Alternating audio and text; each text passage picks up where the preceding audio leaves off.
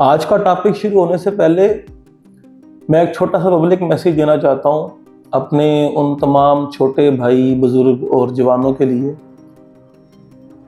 کیا بولوں، خیر یہ تھا کہ وہ کون ہے اتنا ضروری، اتنا اہم کلائنٹ، یا وہ کون سی ایسی جو آپ کو اپنی اور کسی اور کی جان سے بھی زیادہ عزیز ہے۔ یہ میسیج ہے ان تمام حضرات کے لیے جو بائک اور گاڑیوں میں خاص کر موبائل یوز کرتے ہیں۔ گاڑی والوں کو تو کچھ نہیں کہہ سکتا کیونکہ وہ اپنے لیے تو کچھ نہیں لیکن دوسروں کے لیے عذاب ہے۔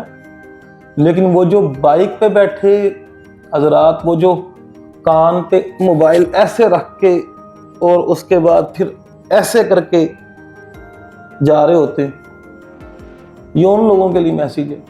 کون ہے ایسا جو 2 منٹ کے لیے بائک سائڈ پہ روک کے یار اس کی بات سن لو؟ کیوں دوسروں کے لیے اور اپنے لیے جو ہے وہ عذاب بن کے بیٹھے ہوئے ہو؟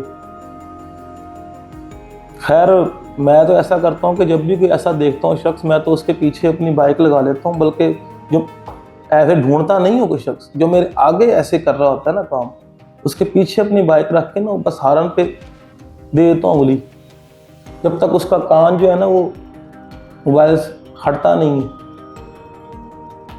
عذاب ہے میرے لیے بھی۔ ہاں بعد میں غصہ کرتا ہے، بہت غصہ کرتا ہے بندہ، وہ بڑا غصہ کرتا ہے کہ بھی کیا بھائی کیا ہے جی، آپ میرے لیے عذاب ہو نا، نہ آپ کو اپنا پتہ، نہ اپنی جان کا، نہ کسی اور کی جان کا۔ یہ بولنا نہیں تھا، پہلے میں نے شارٹس میں بولا تھا یہ، خیر سنتا کوئی نہیں، لیکن آج پھر ٹاپک بھی ایسا تھا کہ میں نے کہا جب آپ دوسرے ملکوں میں دیکھتے ہیں کہ بھئی ان کے ملکوں میں یہ ہو رہا ہے یا اچھے اقدامات اٹھائے جا رہے ہیں، یہاں پر تو سب کچھ ڈال دیا جاتا ہے حکومت کے اوپر کہ حکومت ایسی، حکومت ویسی، اور خود تو دیکھ لو، اپنے آپ کو دیکھ لو کیا کر رہے ہو۔ خیر New York, this power, it's yours. This city belongs to you. Thank you.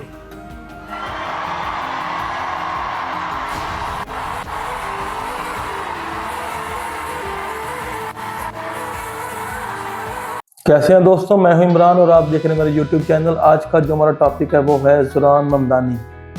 ایسے تو آپ سب اسے جانتے ہیں اور آج کل خبروں کی جو سب سے زیادہ ہاٹ ٹاپک ہے وہ بھی یہی ہے، زوران ممدانی۔ لیکن ہمارے چینل کا موقف یہی ہے کہ ہم کچھ ایسی چیزوں پہ روشنی ڈالتے ہیں جو بہت کم لوگ جانتے ہیں۔ تو Zoran Mamdani new York city کے پہلے مسلم اور جنوبی ایشیائی نژاد میئر بن چکے ہیں، اور اس سے پہلے وہ نیو یارک اسٹیٹ اسمبلی کے رکن تھے۔ زوران ممدانی ایک ڈیموکریٹ سوشلسٹ ہیں اور ان کی سیاست کا محور ہے ایک عام آدمی کے لیے سستی اور آسان زندگی فراہم کرنا۔ لیکن سیاست کی روشنیوں سے پہلے وہ کیا کرتے تھے، آئیے جانتے ہیں ان کی زندگی کے وہ دلچسپ پہلو جو بہت کم لوگ جانتے ہیں۔ یہ شاید ہی دلچسپ حقیقت ہے کہ زوران سیاست میں آنے سے پہلے ایک ہپ ہاپ آرٹسٹ تھے اور ان کا دوسرا نام تھا یانگ کارڈیمم، اور اس کے بعد وہ مسٹر کارڈیمم کے نام سے بھی ریپ کرتے رہے۔ انہوں نے 2019 میں اپنی محرومہ نانی کو خراج تحسین پیش کرنے کے لیے ایک نانی نامی گانا ریلیز کیا۔ اس میوزک ویڈیو میں جنوبی ایشیا کی مشہور اداکارہ مدور جعفری نے نانی کا کردار ادا کیا۔ یہ گانا نیو یارک میں رہنے والی جنوبی ایشیا کی جو کمیونٹی تھی اس کے لیے ایک پیار بھرا پیغام تھا۔ زوران خود کو ایک بی لسٹ ریپر کہتے تھے، لیکن ان کے اندر کا جو آرٹسٹ ہے، اس آرٹسٹ نے سیاسی مہم میں ایک منفرد بیانیہ اور ایک دلچسپ انداز، سٹوری ٹیلر کا انداز دیا۔ ان کی والدہ میرا نائر ایک عالمی شہرت یافتہ فلم ساز ہیں۔ ان کی مشہور فلمیں مون سون ویڈنگ اور سلام ممبئی ہے۔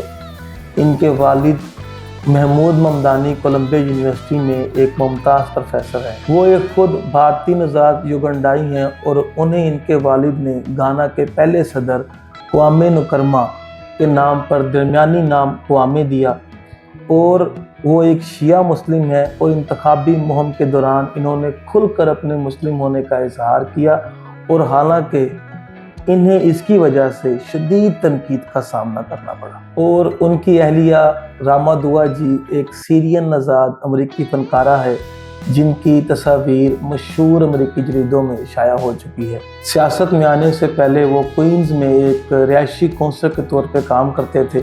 اس کام میں وہ کم آمدنی والے گھر مالکان کی بے دخلی روکنے میں مدد کرتے تھے۔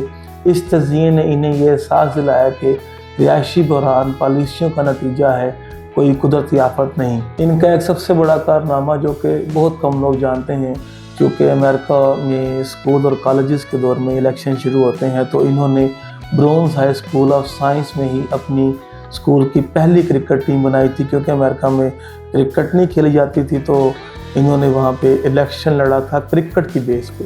تو یہ کام دکھاتا ہے کہ ان کو شروع سے ہی آرگنائزیشن اور ناممکن کو ممکن کرنے کی صلاحیت موجود تھی۔ اور اس کے بعد وہ اسٹیٹ اسمبلی میں رہتے ہوئے ٹیکسی ڈرائیوروں کے قرض کی کمی کے لیے ان کے ساتھ بھوک ہڑتال میں بھی بیٹھے، جو کہ ایک بڑی سیاسی کامیابی ہے۔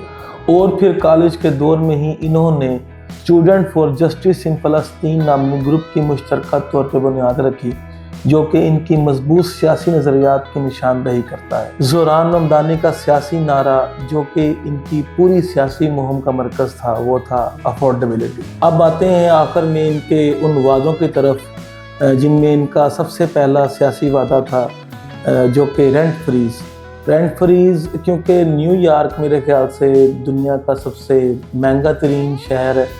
شنگھائی بھی ہے، لیکن نیو یارک میرے خیال سے رینٹ کے حساب سے سب سے مہنگا ترین شہر ہے۔